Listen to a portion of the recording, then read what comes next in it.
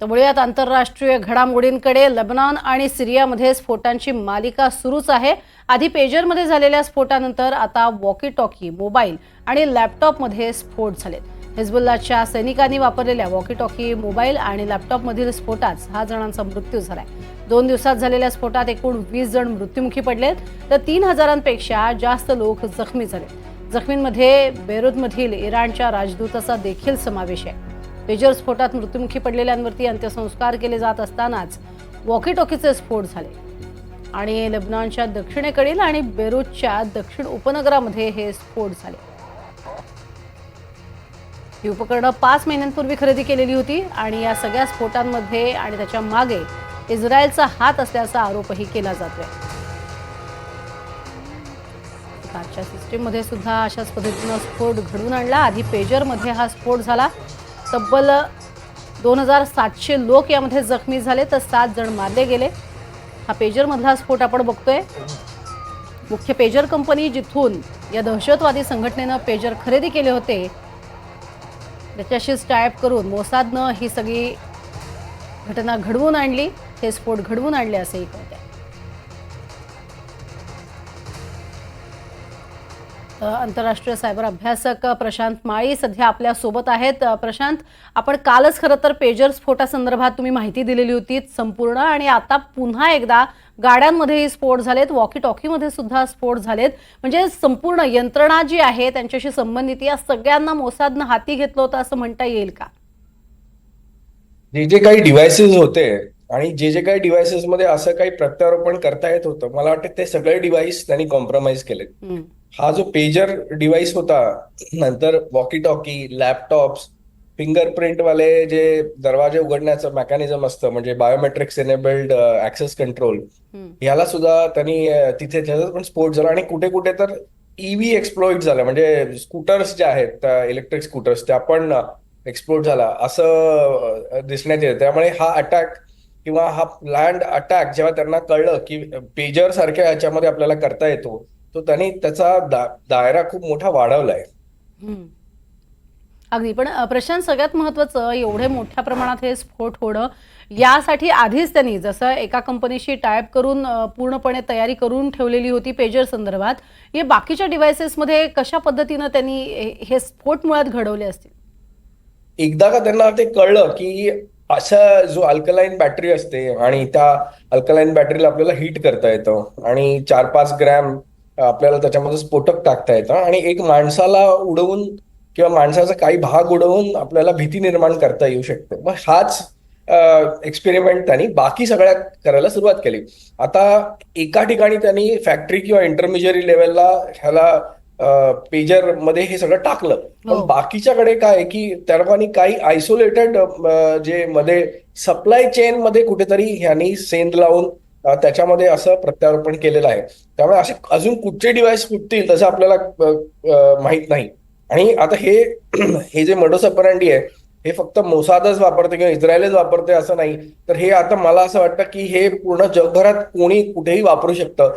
कारण आता जो हा लूपहोल आहे तो हा एक्सपोज झालेला आहे आणि लोकांना कळलंय की हे असे जर छोटे 3-4 ग्रॅमचं आपण जर एक्सप्लोजिव्ह टाकले तर ते काही डिटेक्ट होत नाही मेटल डिटेक्टर किंवा डिटेक्टर्स मध्ये.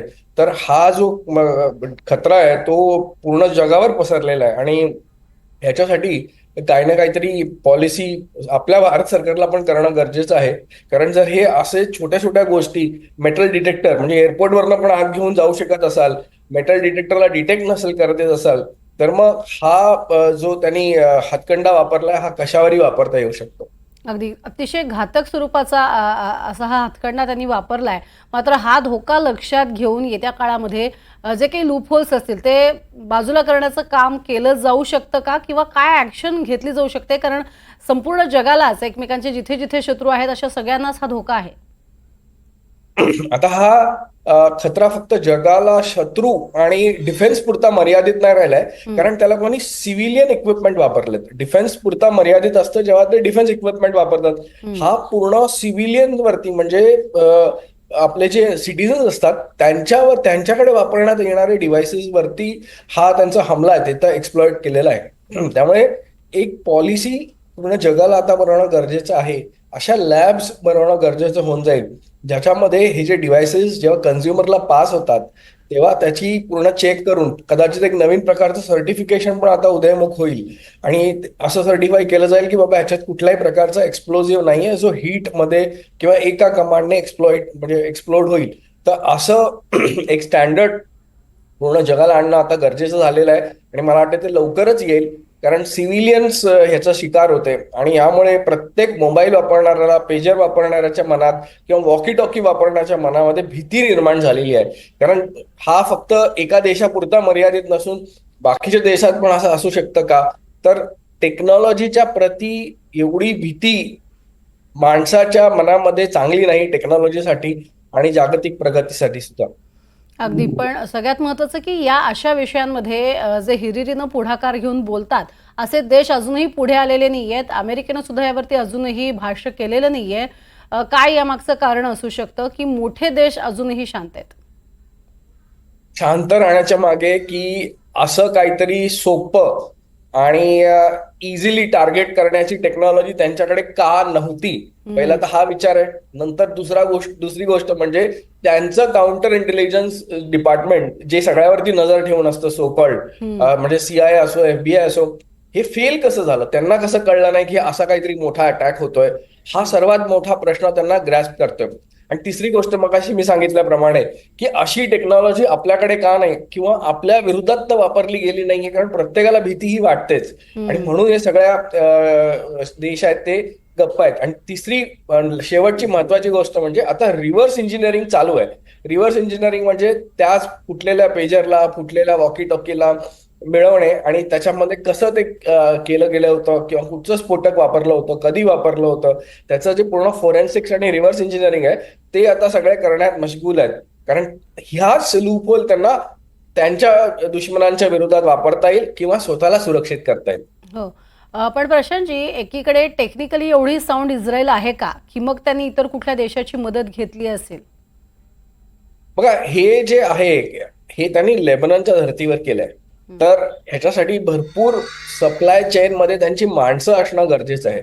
आणि इस्रायलचा जो त्यांचा मोसाद युनिट आहे, जर इस्रायलने केलं असेल तर त्यांचा जो मोसाद युनिट आहे त्या मोसाद युनिटची जी पोच आहे म्हणजे ते पूर्ण जगभरात सगळ्या देशांमध्ये इन्फिल्ट्रेट झालेले आहेत. त्यांची माणसं म्हणजे पैशाने काही हेरांना डबल क्रॉस करायला लावलंय, काही त्यांची माणसं तिकडे आहेत आणि ती माणसं त्यांच्या इशाऱ्यावर काम करतात. शेवटी पैसा इतका पुरवला जातो की ही माणसं यांच्या बाजूने काम करतात. नक्कीच. प्रशांतजी, धन्यवाद. तुम्ही ही सविस्तर माहिती दिलीत त्यासाठी. मात्र संपूर्ण जगासाठी हा धोका आहे आणि त्यावरती उपाययोजना होणं किंवा त्यावरती निर्बंध कसे आणले जाणार हे पाहणं तितकंच महत्त्वाचं ठरणार आहे.